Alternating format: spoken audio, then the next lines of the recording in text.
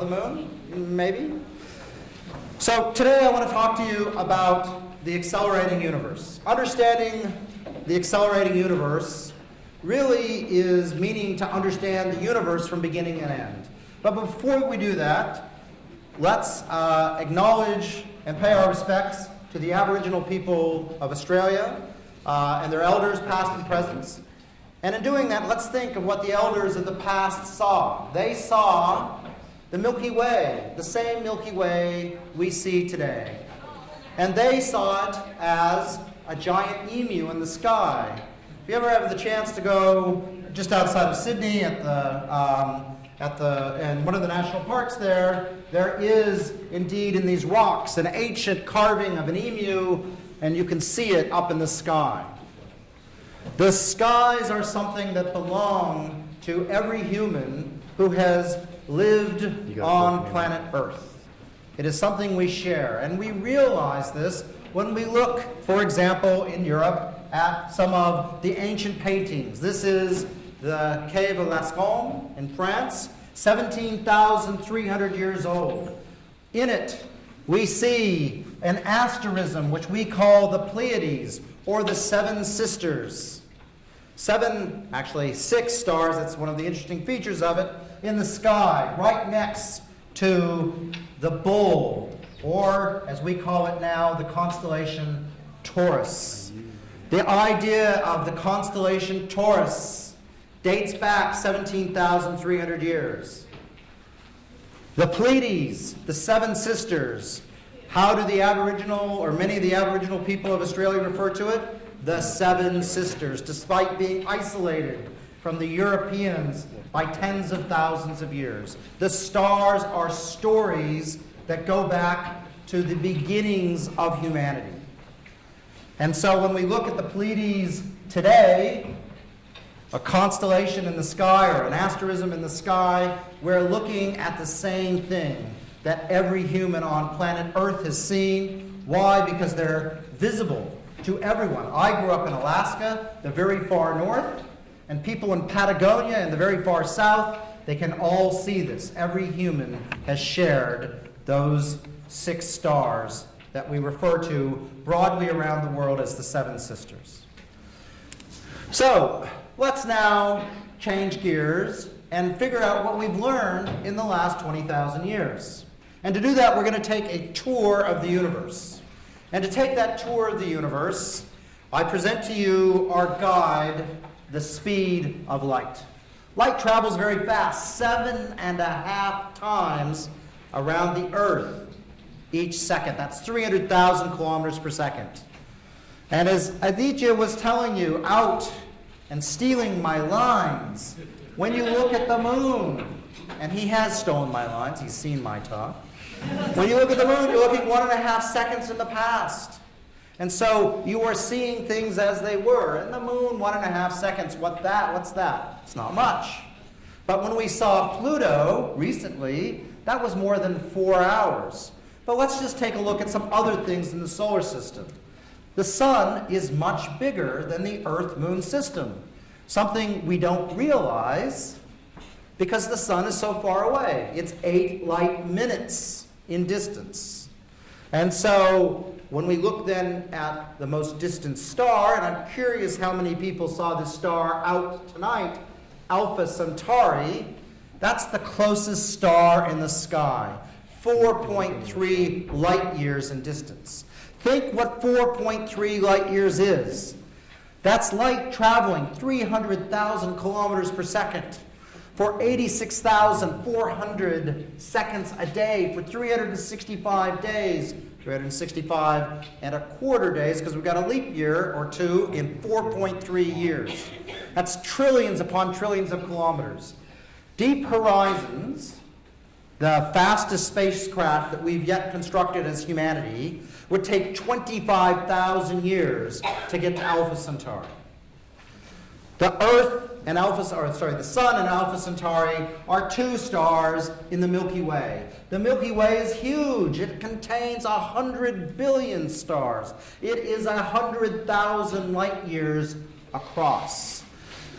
We are orbited by an object which we can sort of see, and if we really squinted hard and got it really dark outside, by two galaxies, the Large and Small Magellanic Cloud, which are more than 185,000 light years in distance. The light left before humans existed. That's how far you're looking in the past. You can see that, especially from a dark side in Canberra. Their fuzzy little blobs due south. And I encourage you to go out and look at them, because in a dark site, they actually look, at least the Large Magellanic Cloud, like a real galaxy. They only contain 10 billion and 1 billion stars each. They're the most distant objects you can see with your eye easily in Australia. If you're in the northern hemisphere, the Andromeda Galaxy is 2 million light years, the most distant object you can easily see with your eye. All right, now let's zoom in. Yep. Let's look at a tiny piece of sky, the size of the moon, and we're going to zoom in and see what the Hubble Space Telescope sees in this tiny patch of sky, 1/13 of the entire sky. It sees back 12 billion years into the past. It sees 20,000 galaxies, each of these galaxies containing 100 billion stars, like the Milky Way. There is a lot of stuff in the universe. One of the remarkable things about this picture is there are places where you can see almost nothing in optical light. Why? Because it turns out there's nothing there as far as the eye can see. If you look in microwaves, like what you would cook your vegetables with, you see this. This is the entire sky glowing. Why?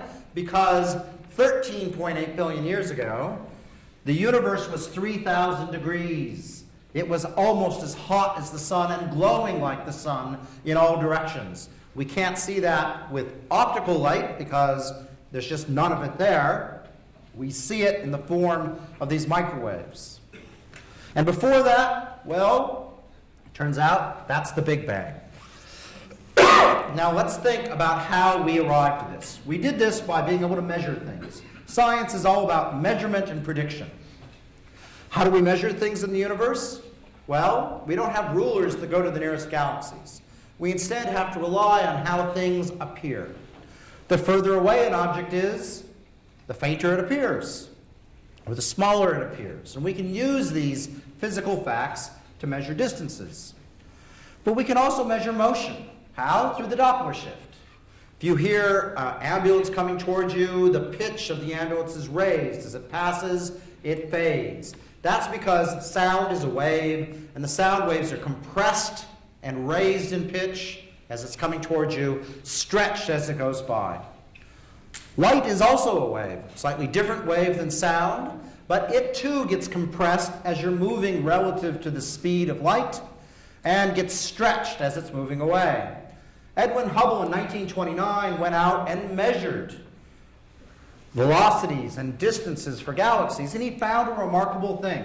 He found that the faster a galaxy was moving away from us, the further it was, the fainter its stars. And from that measurement in 1929, he announced to the world, that means the universe is expanding. Why did he say that? Well, let's make a little cartoon. So here's my cartoon universe, which I am going to magically expand. Now, let's go through and put before and after on top of each other. So I'm going to take the before image, before I expanded, and after. What do I see? From my reference point, nearby things, they've moved a little bit. If I was measuring their velocities, it would be small. The distant things, they've moved a lot. If I measure their velocities, it's fast. If you expand the universe, even a toy one, you see what Hubble saw. The further the distance, the faster the motion. Now, it turns out that Einstein's theory of general relativity, considered by most of science as being sort of the most elegant piece of science in the last 150 years, and we always ask whether or not it's all time, and then we get into a fight about Newton versus Einstein. You don't want to know about that stuff. And that, turns out, tells us a story that the universe, due to the way gravity works, should be expanding or contracting. It turns out, it tells us also that the universe should have this view from any point. So from no matter where you choose your reference point, you see the same thing.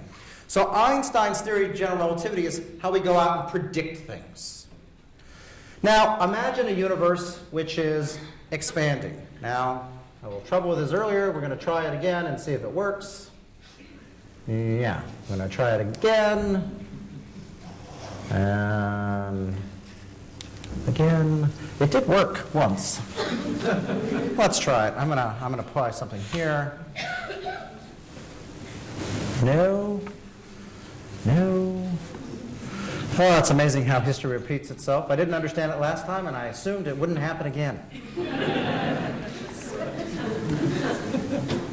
We're gonna try something. Ooh, it's all unhappy now. Oh. Okay. I'm going to try one more time. Aha! I have no idea what's going on. Thank you. Maybe not the master of the universe, but definitely master of PowerPoint. So the universe is expanding. Let's put it in reverse. What happens? Everything in the universe gets on top of everything else. That's sort of guaranteed if the universe is expanding. What else could happen? The Big Bang, when everything in the universe is on top of everything else, almost guaranteed. So, it turns out Einstein's theory of general relativity predicts more or less that to happen too. If the universe is in motion, there should be a time in the past where it begins. And the way we think about that in science is we draw graphs. So imagine the distance between us, the Milky Way, and some other distant galaxy is some distance. We're some distant apart, separation. And of course, the time. What's the time? Well, it's 7:48. No, it's about 13.8 billion years after the Big Bang. How do I know that? Because if I measure how fast the universe is expanding, I can run the universe into reverse. How do I know how fast the universe is expanding? I measure distance. I measure that velocity. In relativity, that velocity is actually the stretching of space. It's a little different than a velocity. And so I measure that, and I run the universe back, and voila, the Big Bang. Now, I've cheated in this diagram. Why? Because that line is straight, and that means the universe is going the same speed. But we know from general relativity and just intuition, if gravity is at play, gravity is going to attract everything and slow things down. If I throw a ball up in this lecture theater, gravity is going to slow it down, and it's eventually going to come to a halt unless I can throw it faster than the escape velocity of Earth, which turns out my arm isn't that good. So I thought being able to measure how fast the universe is expanding now, so I can figure out how old it is, would be the best thesis. And that's what I did in 1990. The fact that people have been doing it for 50 years before me and not got a definitive answer did not deter me. That's the beauty of being a scientist. Here I am, 3 years, 11 months, and 4 days after I started, but I was not counting, showing my thesis advisor the answer. And I'd measured a whole bunch of distances and redshifts, as we call the velocities, and I got an answer. And that answer was that the Hubble constant, which is what we named the expansion rate of the universe, told us that the universe was about 14 billion years. But that was independent of gravity. I hadn't corrected for gravity. And the problem, of course, is gravity could make that number, because of the trajectory, be quite a bit younger than 14 billion years. Jeremy Mould here at Mount Stromlo Observatory had the keys to Hubble, the Hubble telescope. And his job was to measure this definitively. And the good news is, as he always likes to tell me, is I got the right answer in my thesis. Therefore, I got to keep a job here at ANU. But the question is, what about that gravity stuff? We're all ignoring it. And so I was brought here to think about gravity, and that gravity has profound implications for the universe. If the universe has very little gravity, then the universe just keeps expanding. It doesn't slow down at all, and the universe is infinite into the future. On the other hand, if there's a lot of stuff, then the universe will slow down and do the trajectory like a ball.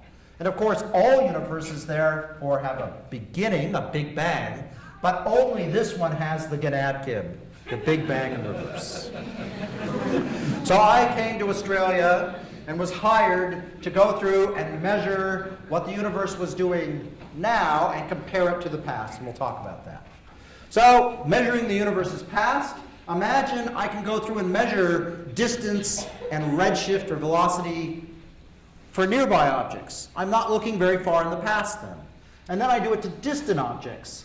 I can compare if the universe hasn't changed its speed or its velocity, its expansion rate over time, then I know the universe is going to keep going because gravity isn't slowing it down. On the other hand, if the universe is slowing down a lot, that is, it's expanding much faster in the past and is slowed down, then if it's doing it faster than this critical line, gravity wins, the universe is heavy, and it ends. It's finite in the future. It doesn't go on forever. On the other side of that line, gravity loses, and the universe expands forever and exists forever without end. So, if we can look far enough into the past, then we're all set. But it turns out, to look a long ways away, you need to have something you can measure distances with that is very, very bright. And that's where type 1a supernovae come in. Type 1a supernovae are some of the biggest explosions in the universe, and they create, for example, the iron in the universe. The iron in these chairs, the wealth of Gina Reinhardt, all created in these explosions.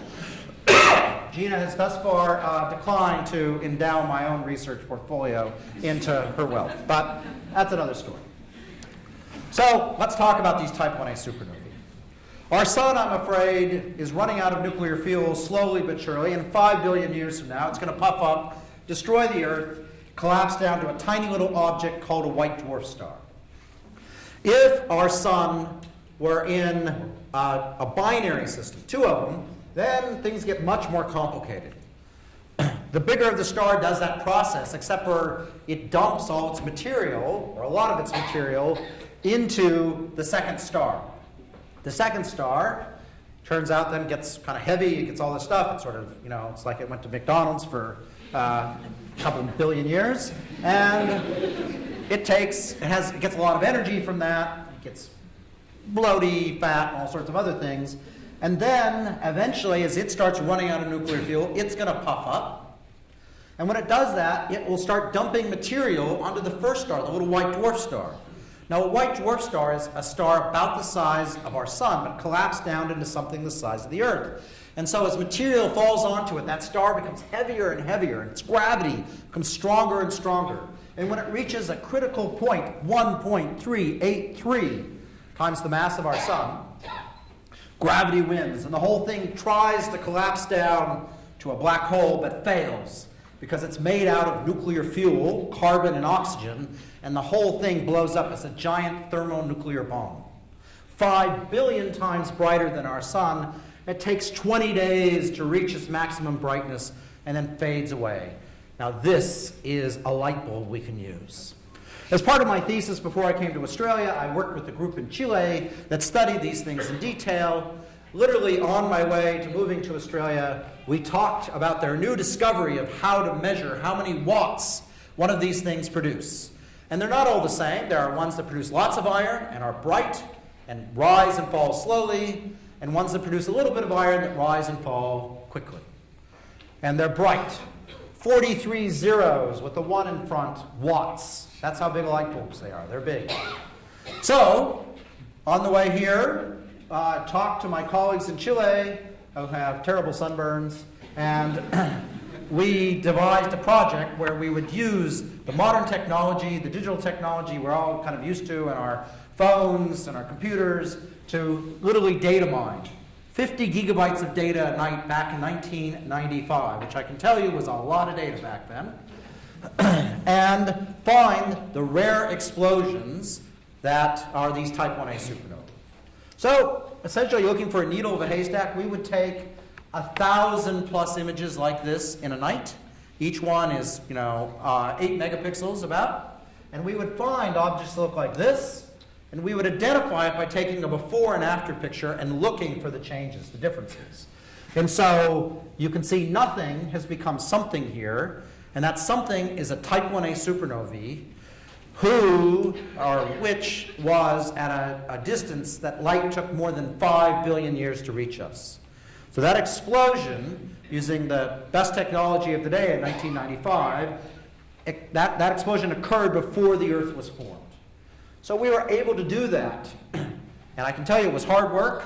It took 3 years, and in 1998, we put it all and put our measurements onto that diagram, and here's what we got. And I looked at that diagram and I said, okay, the nearby objects, only time of the dinosaurs or so back in time, they're all sensible, but these distant objects, they're not down here where the universe is slowing down. They're instead at the top where the universe was expanding slower in the past and it sped up. Slower, speeding up. And using statistical analysis, we could say with 99.95% assurity, the universe had sped up. Now, it turns out 99.95 is not good enough for physicists. We're very picky. Fortunately, we were in mortal combat with a group out of Berkeley who got the same crazy answer of scratching their head saying, God, no one's going to believe us, which is the same thing we were saying. And eventually we had to come clean, and they had to come clean, and we realized, both of us, that we had the same answer. And it turns out when you add 99.95 to 99.95, then you get 99.995. And that's still not good enough for a physicist, but it's close. So people took us seriously, and eventually more data came along, and that is why ourselves and the team from Berkeley were awarded the Nobel Prize. Obviously, I get a lot of credit for the Nobel Prize, but it really was a group of many, many people. 19 on our side. You will note 19 males. And I'm sorry, that is the state of astronomy back in 1995. I'm proud to say that astronomy has moved to being about a third female now, for the benefit of both men and women. And we're hoping to hit 50% at some point in my life. It's a slow process, but it's something that we in astronomy are particularly concerned about and taking lots of action on. So, what is pushing on the universe? Why is the universe speeding up? We need gravity not to slow the universe down, we need it to speed up. And it turns out Einstein, who's always on top of his game, came up with the answer. Back in 1917, he realized that if space itself had energy, that energy would cause gravity to push rather than pull. So, we call that stuff dark energy, and the problem is we need a lot of it. How much? 70% of the universe has to be this dark energy. 70%. The part I'm not going to tell you tonight is we also have another problem. There's more gravity in the universe pulling than we can see atoms in the universe. 25% of the universe seems to be this stuff called dark matter that Kent Freeman up at Mount Stromlo helped discover. Only 5% of the universe is the stuff we know, understand, and can touch and see here on Earth and through the universe. We have to make up 95% of the universe. Now that should concern you because it sounds like we don't know what we're doing. But remarkably, this crazy universe, which concerned me a lot in 1998 when we published our paper, has been shown to be correct in every single experiment that we can do.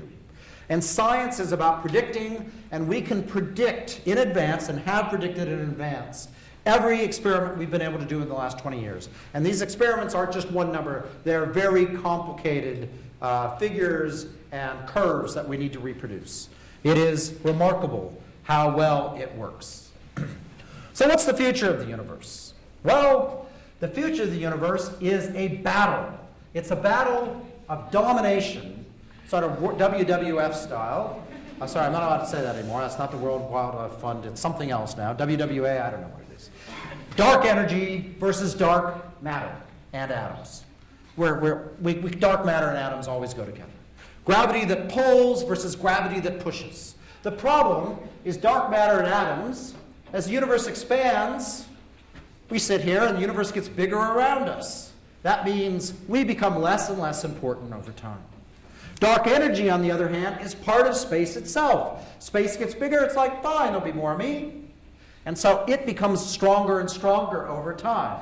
And that tells us that the future of the universe is dark energy. The universe is getting bigger, faster and faster, and indeed, the more space expands, more dark energy can push.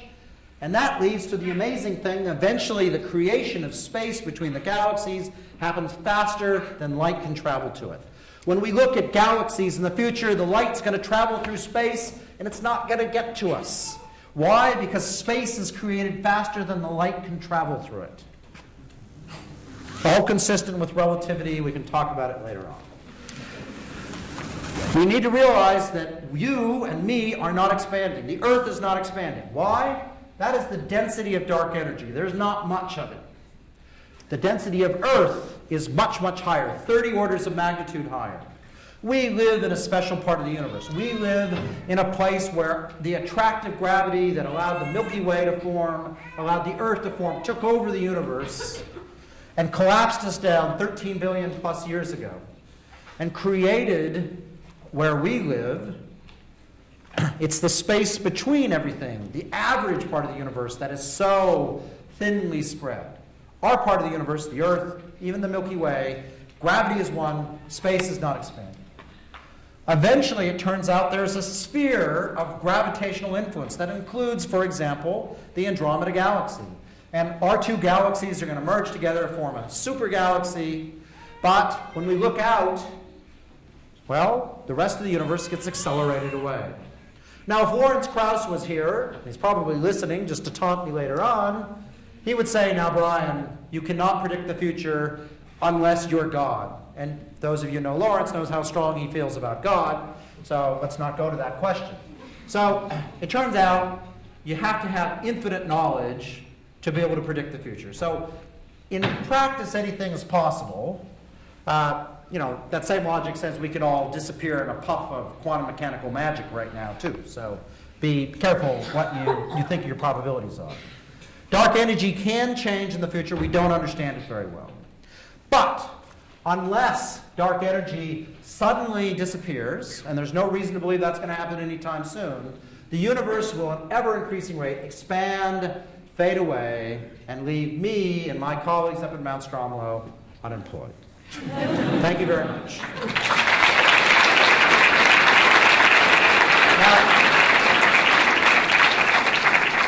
I had intended to take questions. However, you are needed outside for world record-breaking attempt 2.